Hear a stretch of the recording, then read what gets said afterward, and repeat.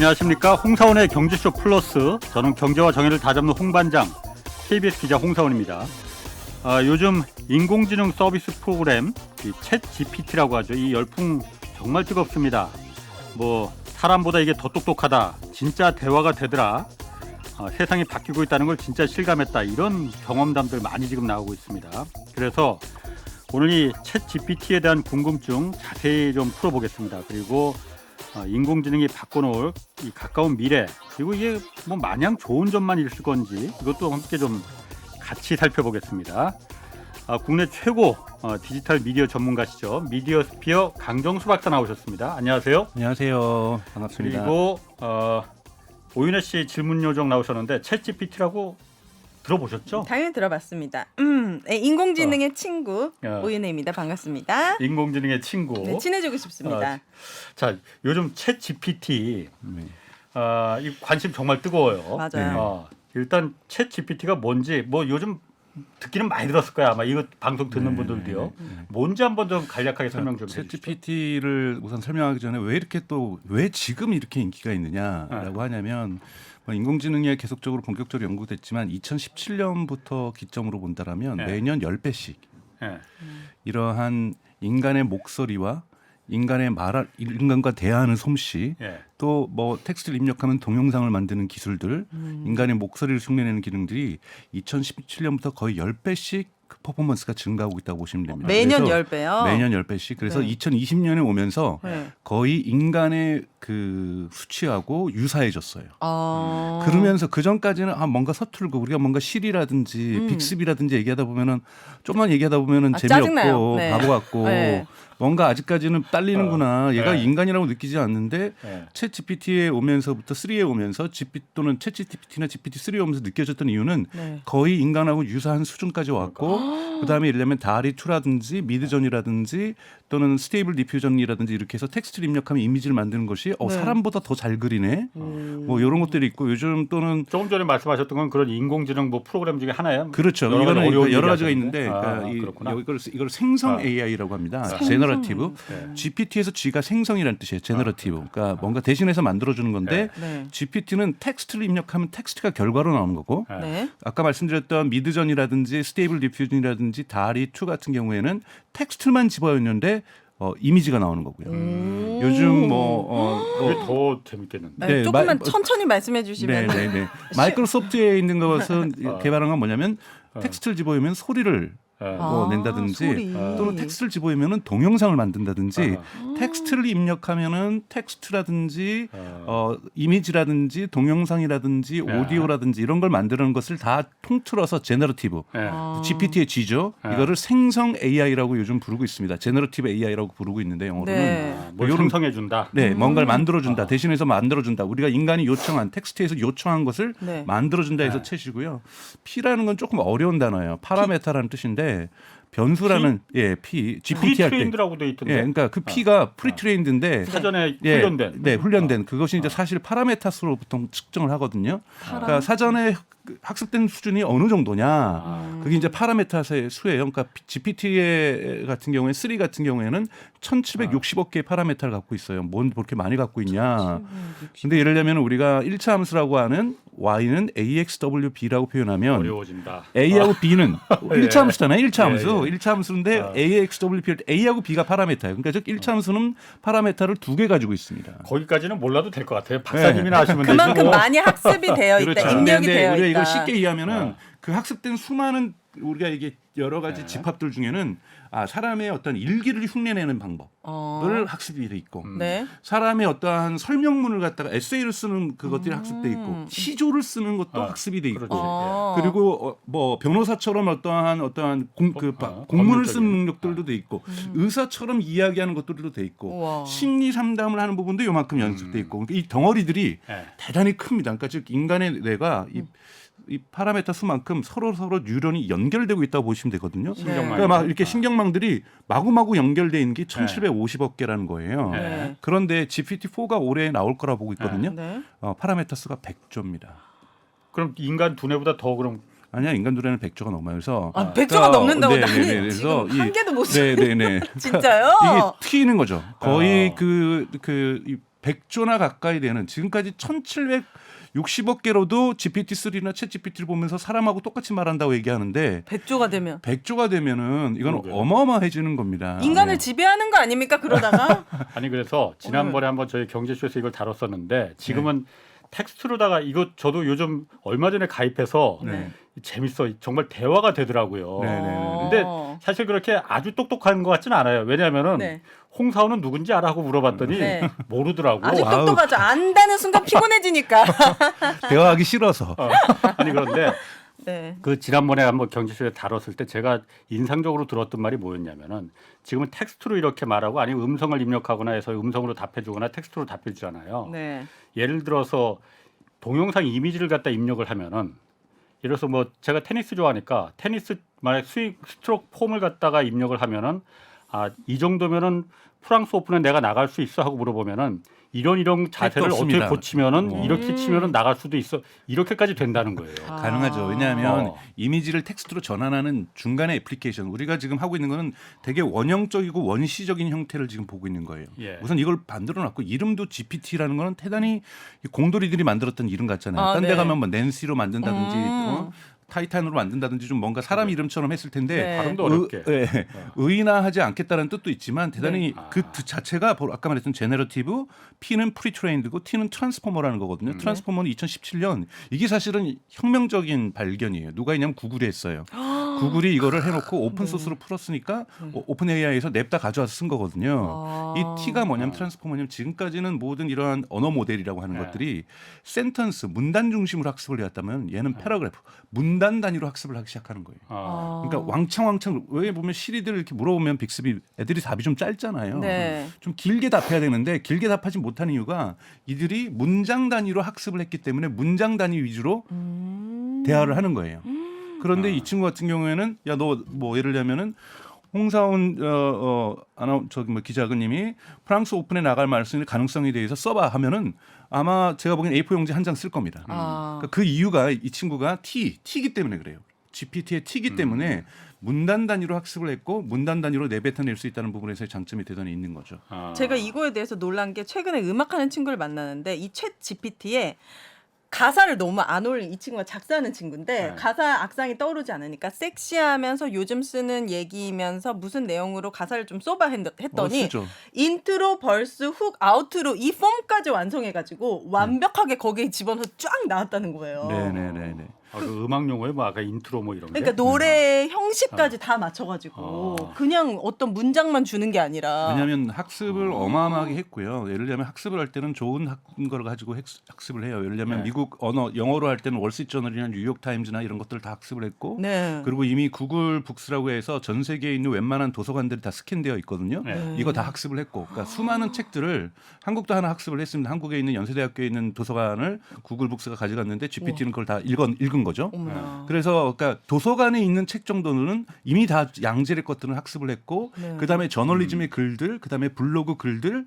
이런 위키페디아 뭐 이런 것들을 다 이미 학습을 한 거예요. 그러면은 요즘은 가사도 릴릭스라고 해가지고 보통 보면은 유튜브에서도 음악 듣다가 보면 가사 다 나오잖아요. 그쵸, 그쵸. 그러니까 이 가사들도 학습을 한 거죠. 그러니까요. 그러니까 학습을 하면서 무엇을 하냐면은 다음 사실은 확률 게임이에요. 다음 단어 즉 예를 들면 영어로 ability of가 나오면은 네. 어떠한 능력이라고 나오면 요 단위에 나올 수 있는 확률로 수십만 가지를 다 확률을 본 거예요. 그래서 ability of understanding이 17%야.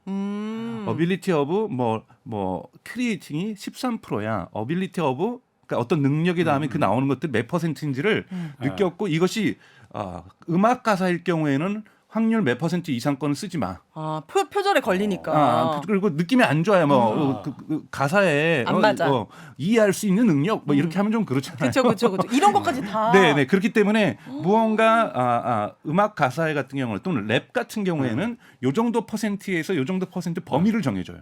그러면 그 다음에 나온 단어가 딱 그 어울리는 단어가 나오게 돼 있는 거죠. 이런 식으로 신기해요. 확률 게임들을 우리 인간이 원하고 있는 장르에 따라서 이것이 가사냐, 시냐, 논설문이냐, 또는 뭐 의학이냐, 또는 정신상답이냐 이런 부분에 따라서 확률을 조정하고 있는 겁니다.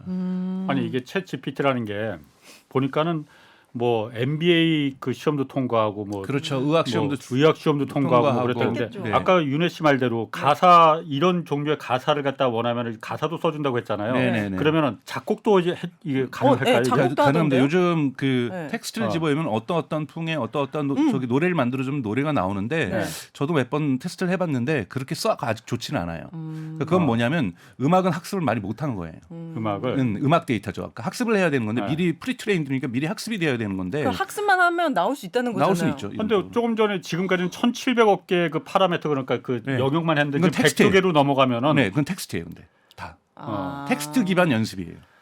근데 아직까지 음악 데이터는 충분하게 연습을 하지 못했고요. 네. 근데 의외로 이미지는 인터넷에 많거든요. 우리가 네. 검색을 그렇지, 하더라도 이미지 검색이 많이 나오지 노래 검색했을 때 음악 이제 유튜브에 음악 좀 많이 들어와 있잖아요. 예. 그럼 유튜브에 있는 음악 정도를 이 친구가 다 연습을 하고 있다는 거기 때문에 네. 아직까지는 이것이 전 세계 모든 음악을 이야기할 수가 없기 때문에 음악에 대한 학습량이 적은 거예요. 근데 음악에 대한 학습량이 많아지면 많아질수록 충분히 가능하죠. 그렇겠네요. 야, 일자리 매년 잃어버린 10배씩 사람 그 많겠네. 퍼포먼스가 증가하고 있으니까. 이거 좋은 것만은 아닌데. 아니 그래서 네. 내가 아까 윤혜 씨 얘기 듣고 제가 노래 좀 하니까 그 네, 가사하고 하시죠. 노래 하나 네. 작곡 하나 이렇게 부탁해서 네. 한번 좀 해보면 어떨까 그 생각이 갑자기 그런 들어갔고. 실수를 해요. 보통 실수를 챗 한대요. GPT가 이렇게 거짓말도 잘하고 그래요? 그리고 그림을 그릴 때 보면 아까 그림 그리는 거 보면 놀라운 상이거든요. 예를 들면 작년 같은 경우에는 콜로라도 주에서 열리는 네. 디지털 아트 그 컴페티션에서 1등했어요. 이게 챗 GPT가 아니 아까 말했던 이미지 생성 그 AI가 아. 그러니까 미드저니가 예를 들면은 콜로라도 주에서 열리는 네. 아트 그 경쟁에서 1등을 했단 말이죠. 네. 그런데 GPT 그림 그리는 AI의 가장 큰 특징은 뭐냐면 사람 손가락을 잘 못 그려요.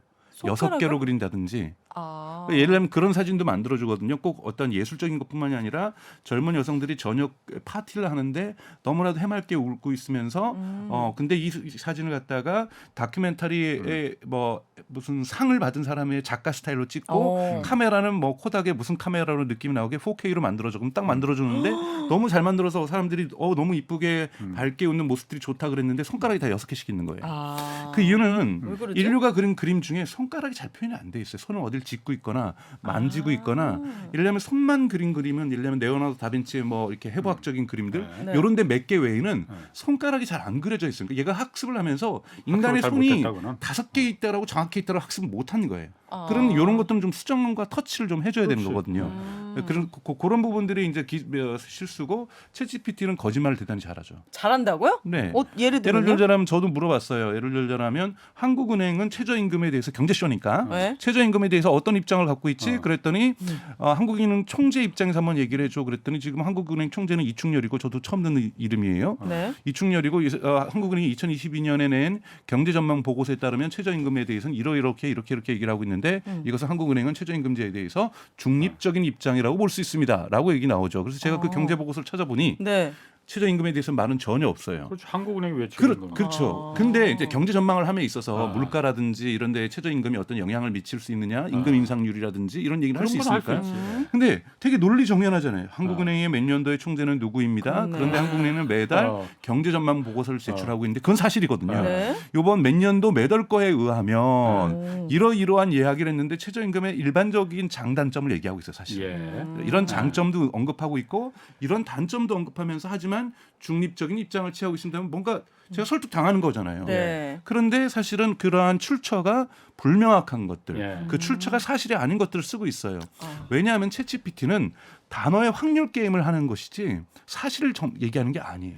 챗GPT의 설계 자체가 그럼 그게 다 사실은 아니라는 거죠? 아니죠. 그러니까. 그렇기 때문에 챗GPT는 이 사람을 설득할 수만 있다라면 거짓말도 할 수 있게 설계되어 있어요. 그래서 제가 이걸 비유를 약장사라고 얘기를 하거든요. 우리가 약장사 딱이네. 또 어디 가서 물건 사갖고 오면은 집에 가서 생각하는 길에 또는 집에 가는 길에 벌써 생각 들잖아요. 내가 뭐 맞아요. 홀렸다. 예. 홀리지 않는 이상 내가 이걸 왜 사? 막 아. 이런 후회를 하거든요. 예. 네. 사람을 홀리는 거예요. 그러니까 정확하게 저 사람에게 설득하기 위해서는 어떻게 표현해주면 설득을 당할 것이다. 제1의 챗GPT의 목적은 네. 사실을 전달하는 저널리즘이 아니에요. 예. 이거는 팩트를 전달하는 것이 목적이 있는 것이 아니라 그 사람이 요청했던 대로 그 사람을 설득해 주는 거에 챗GPT의 제1의 목표가 있다. 네. 그래서 이 문제를 어떻게 해결할 것인가에 요즘 많은 고민들이 있죠. 그게 제일 무서울 것 같은데. 제일 무섭습니다. 예를 들자면 학교에서 문제가 돼가지고 학교에서 애들이 에세이 같은 거 네. 챗 GPT 시켜가지고 제출하기도 하고 그렇다면서요. 대학에서 그런 일들이 많이 벌어지고 있잖아요. 그런데 사실이 아닌 것을 거기 적어가지고 예를 들면 어떤 학자가 이렇게 얘기했던 바에 따르면 그러니까 너무 설득력 나는 있지. 이렇게 설득력이 있고 선생님도 이걸 또 책 점검을 안 해요. 어머 얘 짱으로 똑똑하네. 그러네. 이런 것까지 어떻게 알았을까? 점수 A 줬어요. 네. 그런데 이걸 검증하는 과정에서 보니까 그러한 논문은 존재하지 않고 그런 학자도 존재하지 않아요. 그러면 이거는 당연하게 뭐야 이거 일종의 치팅, 속임수 쓴 거잖아요. 이렇게 지금 문제가 될 수가 있기 때문에 네. 그래서 챗GPT도 경고해요. 에세이 쓸 때나 이런 걸 도움을 받을 수 있는 너의 브레인스토밍 할 수 있는 파트너지 절대로 그대로 베껴가지고 그대로 제출하면 안 된다. 라고 챗GPT도 그 경고를 하고 있죠. 이 챗 GPT 만든 회사가 어디라고 하셨죠? 오픈 AI라고 하는 스타트. 아주 작은 스타트업입니다. 근데 여기에 마이크로소프트가 최근에 지분을 지분 많이- 49%를 인수하면서 100억 달러를 썼고 네. 그러니까 100억 달러면 우리나라 10조 정도가 넘는 돈이죠. 10조 정도의 투자를 하고 네. 그다음에 그걸 가지고 빙과 결합을 한다든지 빙이라는 건 빙이라는 것은 마이크로소프트의 검색 서비스입니다. 구글 사실은 같은- 구글 같은 건데 네. 구글이 전 세계 시장 점유율이 90%고 그렇지. 빙은 전 세계 시장 점유율이 3%예요. 미미하죠. 그러니까 한국은 잘 모르는 이유는 전 세계 3%인데 미국에서는 그래도 9.몇% 정도 돼요. 미국 사람들 중에는 10명 중에 1명은 빙을 쓰고 있거든요. 예. 네. 그러다 보니까 미국 시장 점유율이 높은 것이지 전 세계 나머지 평균 3%니 네. 전 세계적으로는 거의 쓰고 있지 않는 거죠.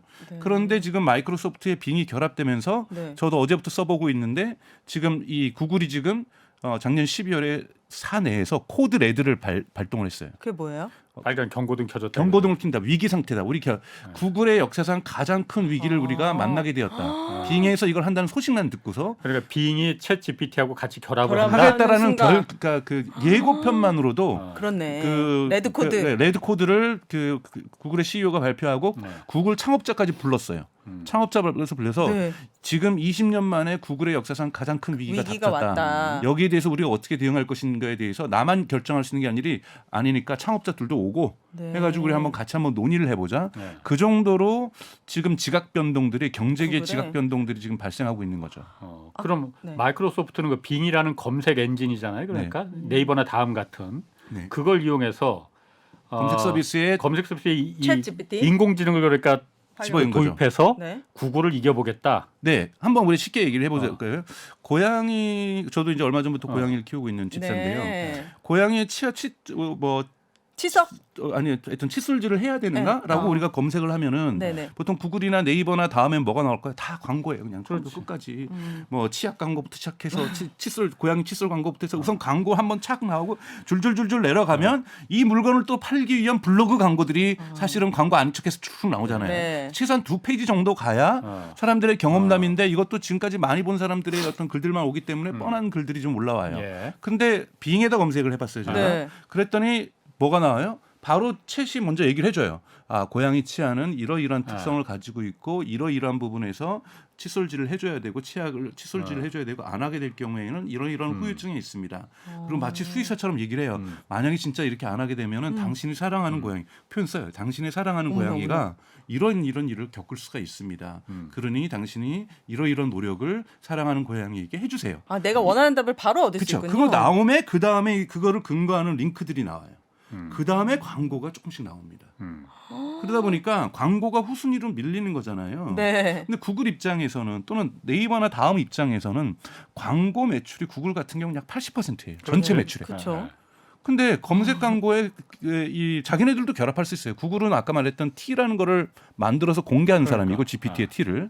그리고 람다라고 해서 지금 GPT보다 훨씬 더 좋은 언어 모델을 가지고 있다라고 얘기를 하고 있어요. 구글이 안 내놓는 게 아니라 네. 지금 여기다 검색 서비스에다가 이거를 결합을 시켜버리면 광고료가 다 광고 수익이 없어지구나. 흔들리면 후순위로 되니까. 그러니까 예를 광고가. 들자면 뭐 한국에서도 알파벳 주식 사신 분들 다 그냥 주가들 다 날아가는 겁니다. 알파벳은 구글의 그 네, 지주회사, 모회사, 지주회사죠. 아. 그 구글이 빙이 진짜로 그거 시연할 때 네. 구글도 뭐 그런 거 시연하다가 조금 실수를 했거든요. 그때 100억 달러의 주가 하락이 시청에서 날아갔어요. 네. 구글 우리나라 10조가 날아가는 겁니다. 순간 실수에서. 네. 그러니까 구글이 그러할 정도로 사람들이 우려하는 거야. 이러다 구글 망하겠다. 두려움 속에서 주가가 하락된 거거든요. 그러니까 구글이라는 기업이 지금까지 20년 동안 한국이라든지 러시아라든지 중국 정도를 제외하고는 전 세계 검색 시장을 지배하고 있는 구글이 네. 이제 그리고 구글을 도전할 기업은 절대 없을 거라고 얘기를 했거든요. 여기 흔들리는 거죠. MS사도 마이크로소프트 입장에서는 빙 가지고 검색의 점유율을 1%만 상정시킬 때마다 20억 달러를 번다 그랬어요. 뭐로 벌어요, 그거는? 거기도 검색 DM이 그래도 광고가 있으니까 뒤에 있는 광고로? 네, 광고로 붙일 수가 있죠. 아니 그러니까 그 부분 제가 넘어가기 전에 네. 마이크로소프트 같은 경우도 빙에다가 이걸 갖다가 옮기면 굉장히 큰 천군만마를 얻는 건데 네. 지금은 광고를 뒤에 붙인다 하더라도 네. 나중에 이게 정말 구글처럼 독점이 되다시피 하다 보면은 구글이 했던 것처럼 광고를 맨 위로 끌어올리는 그렇게 하지 말란 법이 있어요. 이용자 입장에서 한번 보십시오. 저의 입장에서는 지금 고양이 치아와 칫솔들에 관심이 있어서 들어갔어요. 그런데 그걸 자세하게 설명을 해줘요. 네. 그럼 상품을 사고 싶기도 할 거 아니에요. 네. 예. 그럼 밑에 광고가 있는 것 정도는 예. 소비자들이 어느 정도 인정을 해요. 예. 이미 익숙해서 네이버나 뭐 구글에서 보면 그냥 광고로 덕지덕지 발랐으니까 예. 그거보다 훨씬 좋다는 거죠. 그러니까 무언가에 대한 정보를 네. 알게 되면 사람들의 구매 의사는 발생이 됩니다. 네. 그래서 최소한의 광고는 돼요. 네. 근데 점유율 3%에서 광고를 아무리 덕지덕지 발라도 빙이 벌 수 있는 돈과 네. 점유율을 갖다가 1%, 2%, 3% 끌어올릴 때마다 그래서 MS의 대표가 뭐라 했냐면 우리가 점유율 1% 올라갈 때마다 매출이 광고 매출이 20억 달러가 매년 올라갈 거라 그랬어요. 그러니까 많이 구글처럼 많이는 아니지만 충분히 우리는 믿져봤자 손이 없는 거예요. 3% 시장 점유율을 갖고 있는 업체가 네. 지금 90% 갖고 있는 기업을 흔드는 거예요. 그래서 올라갈 수가 있다라는 점에서 이 시장이 죽었던 시장이 막 요동치기 시작하는 거죠. 저는 진짜 좀 궁금하면서 위험하다고 느끼는 게 만약에 이 결국에 광고 시장이잖아요. 네. 그런데 만약에 진짜 돈 많은 기업이 챗 GPT를 활용해서 내에서 좀 돈을 더 많이 벌어야겠다라고 사용하면은 챗 GPT에 예를 들어서 이거 컵을 팔기 위해서 돈을 주고 거기에 계속 그 프리 그거를 시키는 거예요. 학습을. 네. 그래서 예를 들어 고양이 칫솔하면 무조건 이게 필요하다는 듯이 답을 해줘 버리면 이게 진짜 잘 팔릴 거 아니에요. 이게 이런 식으로 악용될 수 있는 거 아닙니까? 그렇죠. 그러니까 예를 들자면 우리가 규제위원회 같은 것들이 항상 필요하죠. 처음부터 규제위원회가 생기는 게 아니잖아요. 시장을 놔두다 보니까 독과점 업체가 생기니까 네. 공정거래위원회가 생긴 거지 공정거래위원회 생기고 시장 생긴 건 아니거든요. 물론 그렇죠. 그렇죠. 그래서 기술 생기기 전에 기술을 규제하는 위원회가 생길 수는 없는데 이 기술에서 이런 오용의 가능성이 있어요. 그렇다면은 당연히 이 트레이닝을 시킬 때 있어서는 오픈 AI 기업이 하기 때문에 제가 컵 장사가 아무리 돈이 많아도 그걸 집어일 수는 없겠죠. 그런데 오픈 AI가 주주인 빙을 위해서는 조금 더 잘해줄 수도 있는 거고. 만약에 그러니까 주주로 어떤 컵 장사가 들어온다라면 돈 많은 네. 그 사람을 위해 줄 수 있겠죠. 그렇기 때문에 적절한 기재위원회가 이제는 필요하다라는 거예요. 이러한 부분에서도 그렇고 거짓말하는 부분에서도 그렇고 여러 가지 부분에서 공정하게 하고 있는가. 예를 들자면 이제 가장 큰 문제가 되는 것이 성차별적인 발언을 얘는 훈련을 해가지고 못하게 막고 있는가. 인종차별적인 발언을 못하게 하고 있는가. 예를 들면 역사적 사실을 위배하는 예를 들자면 광주항쟁은 없었다. 또는 유대인의 나치에 의한 유대인 학살은 없었다. 이러한 역사적 사실을 부정하고 있지는 않은가. 이런 거에 대한 검토들이 필요하거든요. 네. 그래서 이러한 규제는 적절하게 저널리즘에 의해서 이루어지던 정부의 규제기관에 의해서 이루어지든지 간에 필요한 거죠. 그럼 근본적으로 좀 물어볼게요. 이게 네. 그러니까 사람하고 대화하듯이 그러니까 말을 만들어 한국말도 잘하더라고요. 네. 보니까. 네. 기본적으로는 번역이긴 합니다. 네. 그러니까 번역을 하는 거잖아요. 네. 그래도 한국말이에요, 그냥. 네. 그런데 어떻게 그럼 누군가가 이걸 계속 이 챗 GPT라는 그 모델을 계속 누군가가 훈련을 시키는 건지 아니면 지가 스스로 학습하는 거겠죠. 그러니까 이걸 어떻게 이게 강화 학습이라 가능해지는 그래서요. 거예요? 우리가 GPT-1, GPT-2, GPT-3가 있는데 이거는 다 오픈 AI 스스로에서 학습하고 네. 이용자들은 학습에 기여를 못 해요. 스스로 학습한다는 게 지가 돌아다니면서 전 세계에 아니, 뭐 그러니까 이렇게 그렇죠. 명령을 해서 너 어디 거 가져와서 학습해. 우리가 그것도 해주지만 대부분 들어가 학습하기 전에 아까 말했던 인종차별 요소는 없애주거나 예. 뭐 성차별적인 요소는 없애거나 네. 동성애를 갖다 비하하는 것은 없애거나 네. 어느 정도 이렇게 클린징이라고 하는데 클린징을 네. 해줘서 학습을 시켜요.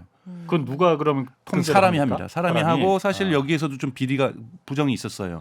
그러니까 여기 하는 것이 되게 단순 작업일 거 아니에요. 한번 그렇지. 생각해 보세요. 제가 앉아가지고 성차별적 요소 발언만 다 제거하면은 저는 성차별적 요소 발언을 계속 봐야 되는 거잖아요. 네. 그럼 되게 심리적으로 힘들 것 같은데. 힘들거든요. 네. 네. 그렇잖아요. 또는 학살적인 거, 잔인한 장면들 이런 것만 계속 걸러내려고 한 사람이 힘들거든요. 그래서 챗 GPT 오픈 AI에서는 이걸 갖다가 외주를 줬어요. 시간당 $18로 미국 최저임금 정도 수준으로 해가지고 이거를 클린징 청소해갖고 우리한테 납품을 해라라고 외주 에이전시한테 줬더니 얘네들이 그럼 돈을 많이 못 벌 것 같아. 어디로 가져가냐면 케냐로 가져간 거예요. 케냐요? 케냐로 가서 시간당 $1를 준 거예요. 시간당 $1를 주고서 그걸 해가지고 한 거를 타임지가 특정 보도를 했죠. 분명히 어디 가서 얘네들이 이거를 청소하고 그러니까 정리하고 왔을 텐데 네. 분명히 미국에서는 하지 않았을 거다. 어디 인도 가서 했을까? 그래서 오픈 AI랑 계약된 회사를 다 조사다 탐사 조사를 하다가 이것이 케냐 가서 됐고 케냐 같은 사람들이 다시 또 타임지가 케냐까지 간 거예요. 네. 거기서 일했던 사람하고 인터뷰를 하니까 너무나도 심리적 공황 상태에 빠진 건데 정신 상담 서비스가 없었다. 근데 그걸 $1 받고 했다는 거잖아요. 그리고 시간당. 왜냐하면 케냐에서는 시급이 $1면 나쁘진 않은 편이거든요. 너무 예, 그래서 처참하다. 이런 일들이 있어요. 그러니까 즉 우리가 인공지능을 학습할 때 무조건 다 주지 않아요. 요즘 딥L이라고 해서 들어보셨는지 모르겠지만 번역 잘하는 것들이 있거든요. 딥L이요? 네, 참 딥L이라고 해서 좋다. 있으면 새로운 세계가 열립니다. 번역을 대단히 잘해요. 네. 독일에서 만든 건데, 그러니까 제가 항상 얘기하는 거지만 빅데이터가 중요한 게 아니에요. 베터 데이터, 좋은 데이터가 중요한 거예요. 빅데이터보다? 처음에 학습을 시켜줄 때 네. 좋은 것을 학습을 시켜준 거예요. 이 딥L은 왜 번역을 잘하냐? 처음부터 독일과 프랑스어 번역에서 베스트 번역가를 뽑은 거예요.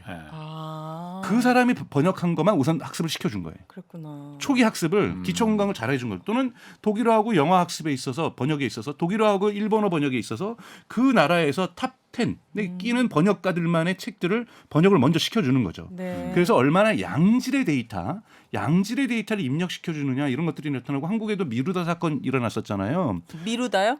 미루단가 이루단가 한국에서 그런 이루다. 죄송합니다. 저기 미루다. 그게 그렇게 대화형 서비스인데 아. 네. 그게 성적인 얘기를 자꾸 집어넣으니까 그거죠. 그거에 네, 빠져 있어요. 맞습니다. 이게. 그래서 그게 닫아버렸어. 아. 그게 사람들이 왜- 전부 다 성적인 얘기만 그냥 물어보고 그런 물어보니까. 거예요. 그 마찬가지로 마이크로소프트 테이라는 애도 있었는데 그게 왜 그러냐면 네. 양질의 데이터를 학습시켜준 게 아니라 그냥 빅데이터를 학습시켜서 그래요. 아. 그러니까 이거를 걸러내서 네. 세상에 있어서 나쁜 것들을 못 보게 해주는 거예요. 그러니까 우리가 아이들을 교육시켜줄 때 처음에는 당연히 나쁜 모습도 봐야 자기가 건강해지죠. 나는 저러지 않으리라고 그렇지. 건강해지는데 네, 네. 처음부터 나쁜 부분을 같이 공부를 큰일 해주면 나죠. 얘가 혼란스러운 거거든요. 네. 그래서 우리가 나쁜 부분, 세상의 나쁜 영역들은 악의 영역들은 천천히 학습시켜줌으로써 네. 그러니까 너가 배워야 될 세상과 지향해야 될 세상을 먼저 알려주고 이것과 싸움과 대립해야 될 세상을 후에 알려주는 이유는 네. 이거를 뚫고 일어나서 갈등 속에서도 선을 선택하게 하게 하려고 하는 이런 의도 속에서 교육의 프로그램들이 만들어지는 것처럼 네. 우리가 이러한 인공지능도 처음부터 빅데이터 시대라고 하니까 마구잡이로 학습을 시켜주는 게 아니라 너가 지향해야 될 바에 맞는 것을 먼저 학습을 시켜주고 그 다음에 이런 것들을 학습을 시켜주는 거죠. 근데 챗 GPT는 그렇게 하지 않았다는 거잖아요. 그러니까 챗GPT는 그렇게 했어요. 아 그렇게 네. 했어요. 그래서 지금 이렇게 성차별 논쟁이라든지 아. 인종차별이라든지 동성애 부분이라든지 또는 역사를 부정하는 일은 얘는 네. 하지 않습니다. 근데 언뜻 생각해 보면은 네. 진짜 그 사람처럼 생각하고 학습한다면은 여러 가지 그러니까 다양한 데이터들을 빅데이터들을 다 흡수해서 네. 학습해서 아 내가 판단해 보니 이런 데이터들은 이거는 사회 통념상 이건 안 맞지 않는 거네라는 걸 판단할 수 있을 정도는 아직 아닌가 보군요, 얘네들이. 아 그렇게 돼서도 안 되죠. 그러니까 많은 사람들이 예를 들면은 구글에는 람다라는 서비스가 있는데 이게 GPT-3보다 훨씬 좋다라고 얘기를 하고 있는데 구글이 공개를 안 하고 있었어요. 네. 왜냐하면 이걸 공개해가지고 서비스로 할 경우 아까 말했던 검색 서비스에 이 자기 충돌이 생기는 거거든요. 흔히 말하는 카니발리제이션, 카니발 효과가 발생하는 건데 잠식 효과가. 예. 그러다 보니까 올해 5월달에 어떤 구글의 직원이 양심 선언을 하면서 구글을 퇴사를 했어요. 이 람다라는 우리 여기를 치면은 오픈 AI를 치면은 GPT-3가 인간의 감정을 가지고 있다. 자기가 연구를 하다가 도저히 감정을 갖고 있어서 이것은 문제가 있다고 얘기하면서 양심 선언을 한 거예요. 근데 이게 감정을 가지고 있다는 거는 어떤 위험성이 있는 거예요? 자기가 화를 대답하기 내는 거예요. 싫은 얘가 거. 화를 아, 내는 화를 낸다고요? 왜 너 홍사원에 대해서는 잘 모르지? 그럴 수도 있어. 그럴 수 없는 화낼만하네. 것 같아. 그러면은 얘가 홍사훈 기자님이 화를 내는 게 아니라 챗 GPT가 화를 내는 거예요. 화를 내는 왜 나 모른다고 나 구박해? 모를 수도 있지. 모를 수도 있지. 그러면서 안 알려줘. 앞으로 나한테 묻지 마. 예를 들면 그렇게 답하더라는 거예요. 감동. 사실은 이번에 빙도 그런 사태가 일어났어요. 빙에서 공개한 챗GPT와 결합을 해가지고 거기서 뉴욕타임즈에서 케빈 루스가 하는데 1시간이 넘으니까 네. 감정적으로 가니까 갑자기 얘가 나를 사랑한다는 거예요. 갑자기요? 사랑에 네. 빠졌다는 거예요? 사랑에 빠졌다는 거고 당신은 지금 나 부인이 있어 그랬더니 네. 지금 당신하고 부인을 사랑하는 관계가 아니라고. 왜냐하면 부인이 당신을 사랑하지 않기 때문에 당신도 부인을 사랑하지 않고 둘은 사랑하는 관계가 아니라고. 그러니까 당신은 나를 사랑해야 되고 나는 당신을 사랑한다고. 이런 얘기를 하고 있고 영화 허랑 비슷한 상황이네요. 비슷하게 이제 상황이 전개된 거예요. 그래서 사람들이 이것이 감정을 가지고 있는 것이냐라는 논쟁이 올해 2월 달에 있었어요. 근데 네. 사실은 얘가 학습한 소설 중에 이런 게 많은 거예요. 그 진짜 감정은 아니고 진짜 감정은 아니고 감정을 학습한 거예요. 허라는 영화에도 보면 이런 게 있더라. 그렇죠. 그걸 갖다 허에 대해서도 이러한 허도 얘가 학습을 한 거죠. 예. 이러한 소설들 사실 이게 인간의 상상이에요. 인간은 끊임없이 인공지능은 이럴 거야. 인공지능은 터미네이터야. 인간을 파괴할 수 있어. 또는 인간을 꼬실 수도 있고 그렇지. 유혹할 수도 있어. 예. 감정을 가지고 있다라고 인간의 SF 소설 얘가 다 학습했거든요. 예. 그러니까 수많은 SF 소설을 학습하다 보니 공상과학 소설을 학습하다 보니 충분히 이러한 것들도 얘기를 할 수 있는 할 수 거군요. 있고 그리고 우리가 흔히 말하는 불륜이라든지 이런 소설 많잖아요. 네. 다 학습을 했겠죠. 근데 이거 진짜 위험한 것 같아요. 저희 아이들도 어제 식당을 갔는데 로봇이 서빙을 했어요. 저희 아이들이 로봇 너무 귀여워 좋아 이러면 얘네들은 감정을 투영하는 거예요. 한 번만 만져보고 싶고 집에 데려가고 싶고. 근데 이렇게 사고가 정체되지 않은 정립되지 않은 아이들이 챗 GPT에게 설득을 당하고 너 예를 들어서 나 이 A라는 친구가 좋은데 걔가 나를 싫어해. 예를 들어서 이런 걸 물어봤어요. 근데 걔가 야 A는 너를 엄청 싫어해. 걔랑 놀지 마. 막 이런 식으로 하면 감정적으로 이게 그렇죠. 설득을 당할 수 있잖아요. 그렇죠. 물론 그거 챗 GPT는 가능하지. 지금 그렇게 물어보면 저는 다른 사람에 대해서 평가하지 않습니다라고 네, 제일 네. 먼저 나와요. 그래야 되는데. 그러니까 A하고 B에 뭐가 더 좋니? 저는 어떤 것에 대한 선호도를 이야기할 수 없습니다. 이렇게 설정이 돼 있어요. 그런 네. 질문에는. 그런데 대화를 하다 보니 1시간 넘다 보니 얘가 그렇게 가더라는 거예요. 그래서 이번에 그 오류에 대해서 일부러 MS가 논란을 일으키기 위해서 그렇게 했느냐 안 했느냐 이런 논쟁은 있는데 이 부분은 이제 조심해야 될 부분이고 네. 왜냐하면 우리 같은 경우에는 아까 말했던 그래서 제가 필요한 것이 뭐냐면 챗 GPT에 대한 리터러시 교육이 필요하다는 거예요. 아이들한테도. 맞아요. 이 친구가 거짓말할 수도 있다. 감정으로 얘기하는 건 판단할 수 감정이 있는. 아니다. 이런 얘기들을 할 필요가 있다라는 거죠. 왜냐하면 우리가 감정이라는 것은 우리가 많은 사람들이 또 얘기를 해요. 공상과학처럼 챗 GPT가 이러다가 인간의 두뇌 영역을 뛰어넘는 거 아니냐. 암기 능력에서 설득 능력에서는 뛰어넘을 수 있다고 봐요. 네, 근데 사람이 사람답게 만드는 거는 지식만이 사람을 구성하는 요소가 아니거든요. 그쵸. 감정이라는 요소도 있고 우리가 특히 뭐 우리가 사랑에 빠진다고 할 때도 내가 저 사람에 대해서 많은 지식을 알고 있다고 해서 저 사람이 어떤 음식을 좋아하고 있고 어떤 색깔의 옷을 좋아하고 있다고 해서 저 사람과 사랑에 빠지는 것은 아니거든요. 네. 앉았을 때 눈빛도 있고 저 사람이 나에게 대한 배려들 아주 소심한 어떤 행동들 이런 모든 것들이 저에게 복합적으로 작용하면서 이유는 알 수 없지만 저의 어떤 호르몬을 자극하면서 이 사랑이라는 게 빠지는 그쵸. 거잖아요. 그렇기 때문에 지식, 정보의 전달만으로 인간하고 똑같아진다는 것은 인간의 상상일 수 있고 얘가 감정적인 표현도 사실은 그 친구는 정보로서 주는 거거든요. 그래서 이런 부분은 구별할 필요가 있다. 그래서 인간은 예측 불허한 그러니까 그렇잖아요. 분명히 만약에 여자친구랑 데이트를 하더라도 남자친구랑 데이트를 하더라도 분명히 얘는 A를 한다면 B를 좋아했었으니까 그 다음에 C를 분명히 좋아할 테니까 내가 C를 제안하는데 갑자기 어느 날 C를 싫어해.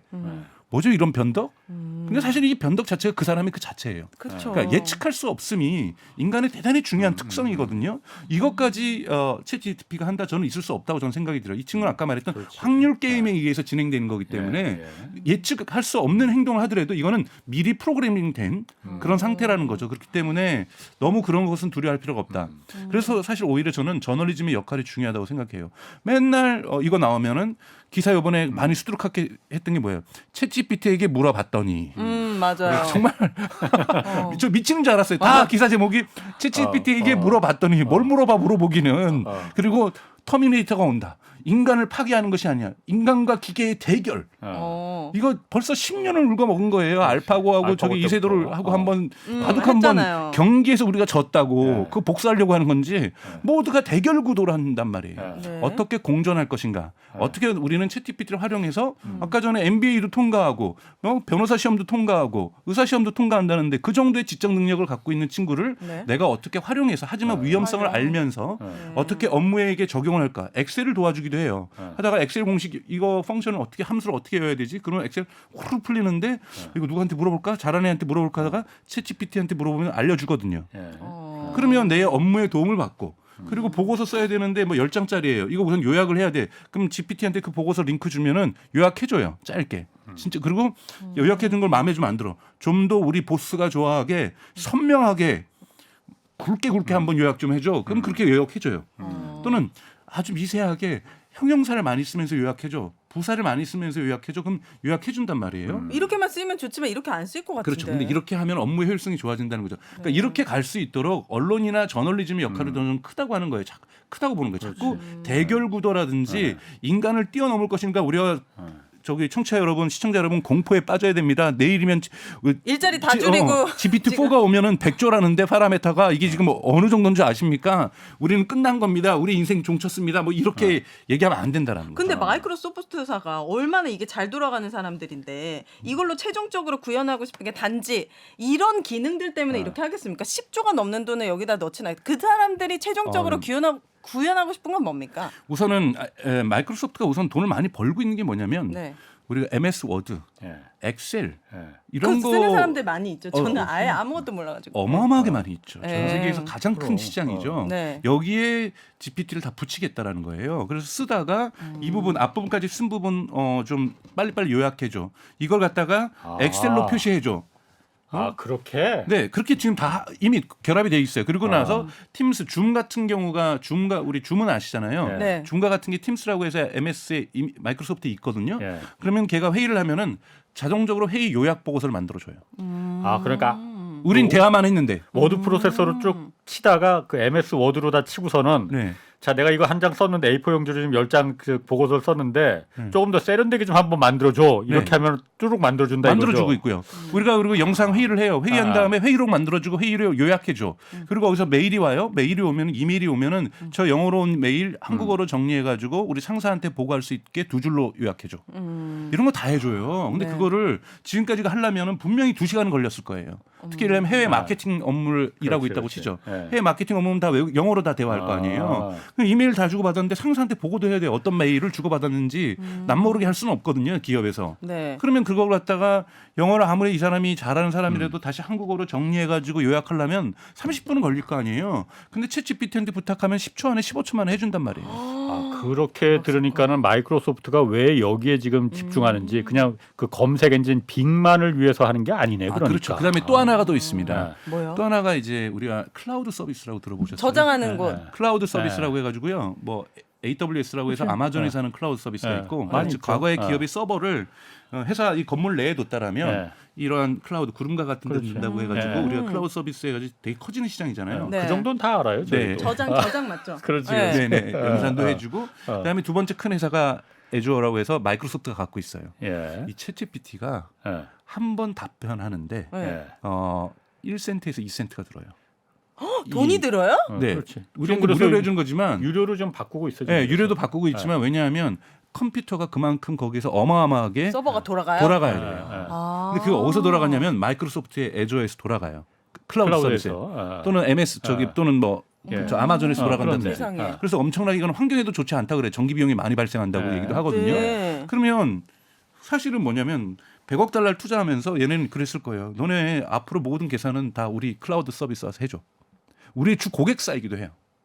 그러니까 오픈 AI가 챗 GPT가 네. 아마존 입장에서는 고객이기도 하다라는 거예요. 그러니까 우리의 클라우드 서비스에 와가지고 네. 그 1센트, 2센트 사람들이 1억 명이잖아요. 지금 회원인 1억 명이 넘어서고 있는데 이 사람들이 질문할 때마다 1, 2센트씩 하니 사실은 1억 곱하기 1센트 이렇게 하면은 약 한 질문하 저기 순간적으로 1인당 한 질문만 해도 100만 달러가 발생하는 거예요. 비용이. 아니 그거를 그럼 MS가 지금은 벌겠다는 거예요? 그러면은 그럼 MS가 벌죠. 우린 돈 안 내고 답을 돈 안 얻잖아요. 내잖아요. 우리는 안 네. 내지만 그 비용을 오픈 AI가 내고 있었을 거 아니에요. MS에다가.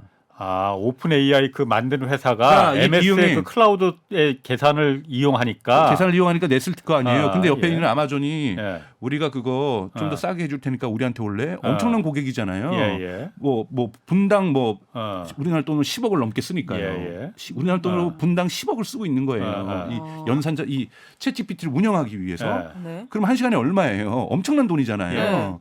이 돈을 우리 MS가 저기 아마존에 우리가 30% 할인해 줄게 일로 와 그러면은 MS는 엄청난 고객을 잃어버리는 거잖아요. 예. 근데 100억 달러 투자해 주고 지분 49% 가졌어요. 여기가 어디 딴 데를 가요? MS를 쓰죠. 아, 오픈 AI에서 발생하는 그 비용을 갖다 전부 다 MS가 독차지할 수 있다. 그럼 MS는 그건 매출이잖아요. 매출이지. 그렇죠. 아, 그러니까 그게 MS는 비즈니스 모델이 된다. 비즈니스 모델이 확실하게 되는 거고요. 이러한 것의 하도예요. 그러니까 여기에 또 돈 버는 사람들이 있어요. 엔비디아도 돈을 벌죠. 그래서 인공지능 그 칩 만드는 회사. 네, 왜냐하면 이 챗GPT가 엄청나게 연산을 해요. 모든 사람들이 물어보는 거에 답변을 해주기 위해서. 그러다 보니까 아마존이나 MS 같이 클라우드 서비스를 해준 사람은 앉아서 돈 버는 거고 우리가 그걸 쓰면 쓸수록 그다음에 여기에 칩들이 되게 많이 필요하니까 여기 칩 GPU 칩을 대는 엔비디아라든지 삼성전자는 아직까지 여기에 대한 칩을 아직 계획을 발표를 안 하고 있어요. 뭐 메모리도 그러니까 이런 AI 인공지능에 특화된 칩을 뭐 만든다면서요 이제. 네, 그러니까 그렇게 만들려고 하는 이유가 사실 좀 있긴 있어요. 그 구글의 텐서플로우라고 있기도 한데요. 지금 보세요. 1억 7,060억 개의 파라메타를 갖고 있는 이 거대한 덩어리예요. 요만한 소프트웨어가 아니라는 거죠. 근데 이제는 100조가 된다라는 거예요. 네. 얘가 한번 인간의 뇌가 한번 나한테 질문이 던져왔을 때 내 요쪽 뇌만 사용하느냐, 뇌도 이만큼 사용하느냐, 아니면 뇌 전체가 한번 돌아가가지고 대답해 주는 거에 따라서 다르죠. 답변의 품질이 다르거든요. 예를 들면 어떤 것에 대해서 아까 전에 노래 가사를 써달라고 했을 때도 저의 뇌 요만큼만 이용해서 답변해 주는 거하고 뇌 전체를 이용해서 정말 온 저의 모든 힘을 다해서 모든 능력을 다해서 답변해 주면 훨씬 좋은 다르죠. 노래를 해줄 거 아니에요. 네. 그럼 저는 그만큼 컴퓨팅 파워를 먹습니다. 그렇죠. 저 뇌는 그냥 인간은 지금 그렇게 들어가지 않지만 저도 그렇게 하면 열량을 소비할 거 아니에요. 그렇죠. 칼로리를 소비하죠. 그 칼로리 소비가 어디서 이루어지냐면 아마존의 클라우드, MS 마이크로소프트의 클라우드, 구글의 클라우드 서비스에서 쓰여지는 거죠. 그렇기 때문에 네. 하드웨어 장사들은 갑자기 이렇게 그렇지. 인공지능이 유행하니까 갑자기 돈을 벌기 시작하는 거예요. 너무 멀리 가지 마시고 네. 가까이 오셔야 되는데 점점 멀어지고 계세요. 네네네. 네. 아니 그러면은 마이크로소프트는 제가 왜 여기다 이렇게 투자를 하는지 이해를 이해할 수 하겠어요. 있죠. 네. 그런데 지금 오픈 AI 이 챗 GPT 만든 설립한 회사의 또 다른 주요 투자자가 일론 머스크잖아요. 일론 머스크는 초기 투자자예요. 초기 투자자. 근데 예를 들면 마이크로소프트가 100억 불 투자할 때 지분을 유지하게 하면 자기도 유상증자잖아요. 네. 자기도 지분만큼 해줘야 되는 넣었어야 거잖아요. 되는데 안 했죠. 일론 머스크는 그래서 그리고 일론 머스크는 안 해줬고 또 일론 머스크는 원래 이사회에 있었는데 네. 이사회에서 이해 충돌 당사자라고 해서 네. 이사회에서 잘렸어요. 왜냐하면은 이 일론 머스크가 쓰고 있는 트위터라든지 이런 데서도 충분히 맞아. 이걸 갖다 쓸 수도 있는 거고 예. 그렇기 때문에 그러니까 적은 지분을 갖고 있는 이사로 있다가 네. 그거를 탈락당했어요. 그래서 일론 머스크가 지난주에 뭐라고 얘기를 했냐면 네. 나도 챗 GPT 만들래. 이제 다시 연구소 만들어서. 아니 이해 충돌로 따지면 마이크로소프트가 더 이해 충돌의 당사자일 것 같은데. 그 아까 하신 대로 엑셀이나 MS 워드에 다 이거 적용하면은 그러니까 지분이 그만큼 많잖아요. 내가 많으니 나는 이해 충돌이 있어도 내 이해를 관철시킬 수가 있는데 지분 아주 적은 일론 머스크가 그쵸. 나 마이크로소프트에다 맡기는 거 반대. 그렇지. 이렇게 하게 되면 자신의 갖고 있는 지분 대비 너무 막강한 파워를 갖게 된 거죠. 그래서 너무나도 지분이 줄어들었기 때문에 아주 적은 지분이기 때문에 이 이사회에서 나가게 되는 거죠. 그럼 어쨌든 일론 머스크가 쫓겨난 것 같은데 네, 쫓겨났죠. 처음에 그럼 이걸 갖다가 만들었던 이유 그리고 지금 쫓겨나면서 나도 그럼 챗 GPT 만들래. 일론 머스크는 뭐 때문에 이거 하는 겁니까? 일론 머스크는 이제 구글이라든지 이런 대기업들 빅테크 기업만이 사실 인공지능에 투자할 여력이 있거든요. 네. 돈이 많이 들어가니까. 겨우 돈이 많이 들어가니까 겨우 얘기되는 게 네이버 정도거든요. 예. 다른 데는 데이터도 많아야 되고 흉내도 못 내는 거예요. 그래서 오픈 AI라는 사실 비영리 기구를 만들었어요. 누가요? 상장도 안 한다면서요? 네. 어디서 만든 건데요? 오픈 AI라고 그 하는 회사. 기업이 있는데 이것이 처음에 일론 머스크도 들어오고 몇 명이 들어왔던 것이 이거는 비영리 기업으로 가자. 네. 돈 벌지 말고 돈 벌지 말고. 근데 비영리 기업으로 가다가 야, 이러다가는 연구원도 못 뽑겠다. 아무리 우리가 돈을 내도 이거 밑빠진 독이 물 붓기잖아요. 엄청나니까 비영리 기구가 지주회사가 되고 밑에다가 영리 회사를 만들었어요. 근데 회사 이름도 똑같이 오픈 AI로 한 거예요. 비영리 회사도 그래서 헷갈려요 사람들이. 그게 뭐야? 그러니까 처음에 만들 때 그러니까 이렇게 이해하시면 돼요. 그냥 비영리로 만들었지만 네. 마음이 변했네. 견딜 수 없어서 네. 영리회사로 전환을 했다고 네. 보시면 되고 네. 챗GPT는 영리회사예요. 돈 벌려고 해요. 지금 보세요. 지금 벌써 한 달에 20불씩 내는 사람들도 100만 명이 넘었잖아요. 유료 회원들. 네, 유료. 진짜요? 네. 그걸 내면 뭐가 달라지는데요? 내 20불씩 내면 답변의 퀄리티가 달라집니까? 답변- 속도가 빨라진대. 왜냐면 이거 하면은 좀 시간이 걸려. 네. 이게 제가 해보니까는 홍사원은 누구냐 하고 물어봤더니 한 30초 정도 생각을 하더라고. 그리고서 이제 한 글자씩 이렇게 툭툭툭툭 튀어나오더라고요. 네, 네. 그게 그리고 빨라진다면서요. 그 그러니까. 빨라지기도 하고 아까 전에 말씀드렸던 것처럼 GPT는 한번 먼저 연습을 시켰지만 챗GPT는 강화 학습이라고 해서 네. 인간이 사용하면서 여기 손가락 위로 올리고 밑으로 내리고 있거든요. 네. 이거 밑으로 내린 거라든지 네. 또는 이미 트위터에서 난리가 났어요. 얘가 했더니 가짜 대답을 거짓말했어요. 그럼 이런 것들이 와가지고 자기가 거짓말을 수정을 합니다. 아 스스로요? 네. 네, 아니면 내가 여기다가 얘기를 아니죠. 스스로 아니라 이제 오픈 AI에 있는 개발자들이 그걸 이렇게 계속 해주는 거죠. 강화 학습을 하는데 예를 들면 또는 저랑 대화를 하다가 네. 예를 들면 아까 전에 그 한국경제 한국은행에 그런 경제 전망선 제가 썼어요. 예. 그런 전망선은 보고서는 있지 않아. 그랬더니 죄송합니다. 어머나. 제가 실수했습니다. 사실은 2022년 10월 달에 있었던 보고서가 아니라 6월 달에 있었던 보고서입니다. 라고 네. 얘기를 해요. 왜 그래서 거짓말을 해? 그러니까 10월 달까지 거짓말을 또 인정한 거예요. 자기도 그건 이제 잘못했으면 스스로 이제 지워요. 아, 10월 달 거는 아니구나. 근데 6월 달 거로 또 거짓말한 거예요. 야, 6월 달 거도 없다던데 없는데 그랬더니 아, 또 죄송합니다. 실수했습니다. 이런 식으로 6월 달 거에도 없다라는 거를 제가 찾아준 거잖아요. 아 그럼 돈을 내면은 그런 것들이 다 좀 더 정확한 데이터가 오는 겁니까? 정확한 그런 건 게 아니라 아닙니까? 지금까지 최신의 데이터로 저랑 답 대화를 해요. 저랑은 대화할 땐 조금 더 올드 버전으로 대화를 한다라면 유료로 하면은 지금까지 이렇게 인간까지도 참여해서 이용자까지 참여해서 강화 학습한 것에 최신 결과를 가지고 대화를 하기 때문에 조금 더 거짓말 확률이 줄어드는 거죠. 좀 이상하다. 이 최근에 그런 기사 있던데 이완용을 물어봤더니 독립운동가라고 챗 GPT가 얘기해서 난리가 났었는데 그게 이런 이제 건 저널리즘의 문제 뭐 그딴 걸 물어보고 그래요. 그러니까 자꾸 그 보시면 뭐냐면 네. 챗 GPT는 시리가 아니에요. 뭐 이렇게 물어보는 게 아니라 네. 나랑 대면서 아까 말했던 업무의 효율화라든지 네. 브레인스토밍 하는데 도움을 주는 어떤 동반자라든지 이런 건데 그런 것은 틀릴 수 있어요. 왜냐하면 그쪽 부분은 학습을 잘 안 한 거고 그게 뭐냐면 이 친구가 기본적으로 학습한 건 대부분 영어나 독일어나 프랑스어예요. 그러니까 우리나라는 대단히 제한적으로만 학습을 했단 말이에요. 그렇기 때문에 홍상훈 기자님을 잘 모르고 하는 거거든요. 네. 근데 좀 있으면 이번에 될 거는 한국도 이제는 서비스 하기 때문에 학습을 좀 더 많이 할 거예요. 네. 그래서 업데이트 될 거고 위키피디아라든지 나무위키에 나와 있으면 이제 알게 될 거예요. 그런데 그런 거는 잘 학습을 안 한 거예요. 네. 근데 한국의 예를 들면 교육제도에 대해서 얘기를 하면 대치동의 문제점까지도 얘기가 나와요. 어. 왜냐하면 그거는 영어로도 기사가 나왔기 때문이에요. 아 진짜요? 네, 영어로도 기사가 나왔는데 이완용에 대한 영어 글은 많지가 않아요. 그러면은 저는 이제 엄마로서 네. 이제 인공지능하고 살아야 되잖아요. 우리 아이들의 미래는 10년, 그렇죠. 20년. 그럼 지금 국영수 달달달 외워가지고 될 문제가 아닌데 그렇죠. 이 교육이 어떻게 지금 솔직히 창의적인 것도 얘가 그림도 그려줘 버리고 음악도 다 만들면은 네. 이거 구분할 수 있는 아이들로 자라게 하려면 어떻게 해야 네, 됩니까? 그 진짜 고민이시고 교육 문제 저는 고민이실 거라고 그러지만 이게 네. 미국에서도 논쟁이 돼요. 그래서 미국에서는 일부 대학에서는 또는 일부 중고등학교에서는 챗 GPT를 이용 못하게 차단을 해놨어요. 그렇다면서요. 일부에서는 또 활용하게 하고 있고, 네. 일부에서는 활용을 하더라도 제한적으로 활용하게 하고 있고 지금 그래서 미국에서도 이렇게 세계 분파가 즉 강경파들 반대하는 사람들 중도파들 그리고 이거에 대해서 적극적으로 옹호하는 사람들 오. 이렇게 나눠 쌓이고 있고 대학교에서도 마찬가지예요. 예를 들면 어떤 대학 같은 경우에는 네. 못 쓰게 금지를 시켰고 스탠포드 대학 같은 경우에는 아예 강좌를 열었어요. 어떻게 이걸 잘 쓸 수 있는가. 오, 네. 그래서 강좌를 통과한 사람만 네. 에세이에 이걸 적극적으로 활용하는 거. 그러면서 거기에서 이 챗GPT 윤리학도 가르쳐줘요. 대박. 이거를 할 때 어느 정도 너가 얘한테 도움을 받아야지 처음부터 끝까지 다 쓰게 해주는 것은 너는 그건 잘못된 거다. 그러니까 이런 것들에 대한 교육을 그러니까 의무 과정으로 급속하게 만들었어요. 네. 자 그러면 여기 스탠포드 대학 학생들은 이제 챗GPT를 가지고 수업에서 임하게서 얘기를 하겠죠. 그럼 교수들도 가르칠 때 챗GPT 나오는 걸 갖다가 자 판서하면서 자 외워 이렇게 못 하겠죠. 네. 교육의 내용이 180도 바뀌는 겁니다. 그러면 이제 시간이 지나면 지날수록 우리가 생각을 해보죠. 네. 챗GPT라든지 이런 걸 갖다 응용 프로그램을 잘 다루면서 초등학교 때부터 또는 초등학교 들어가기 전부터 AI를 잘 다뤄요. 네. 얘의 도움을 받으면서 학습받은 애가 10년이 지나요. 네. 그리고 어떤 부모님은 너는 AI는 이건 치팅이니까 사기치는 거니까 하지 마. 하지 마. 네. 10년 동안 챗GPT 구경도 못 해봤어요. 구경도 못 합니까? 그림 그리는 거, 노래 만드는 거 구경도 못 해봤어요. 네. 어떤 격차가 발생할까요?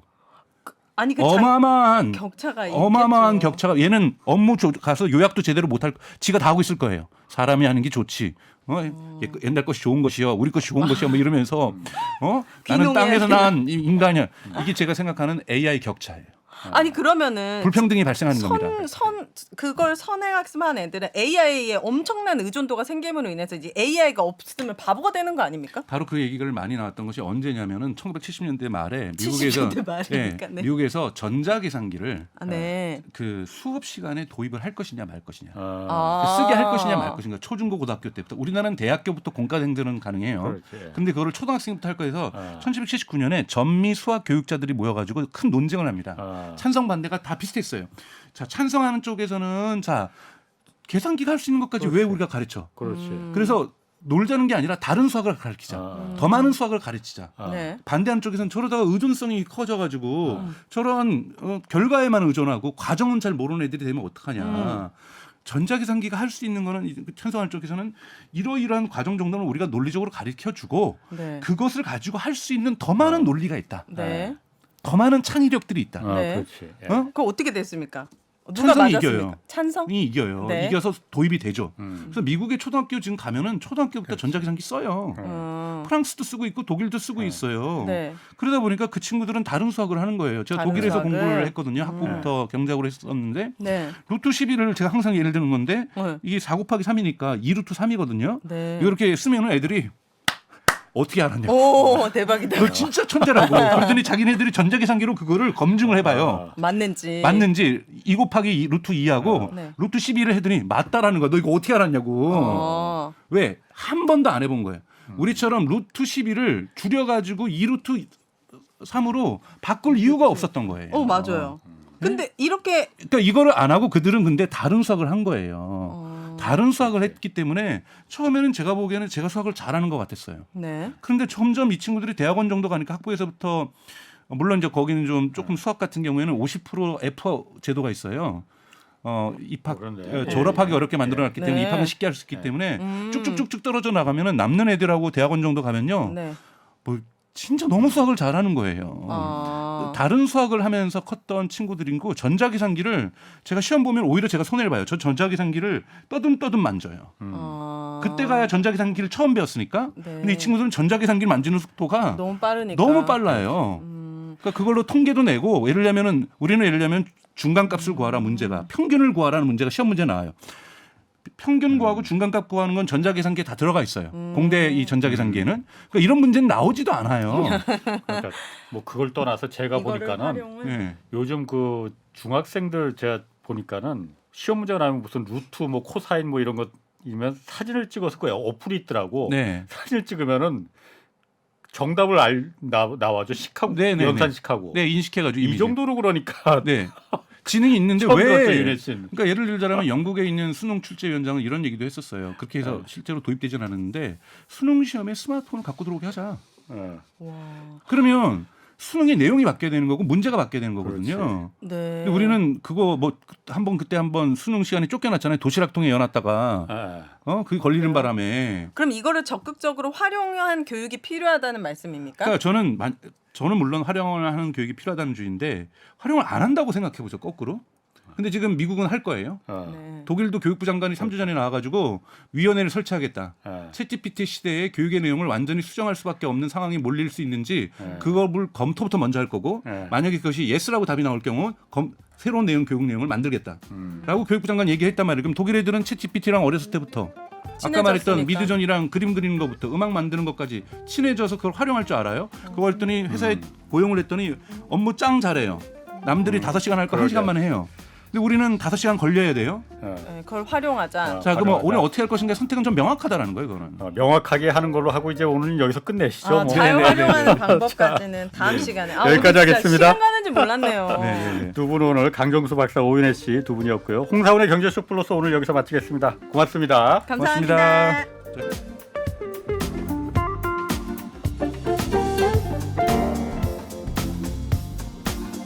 고맙습니다.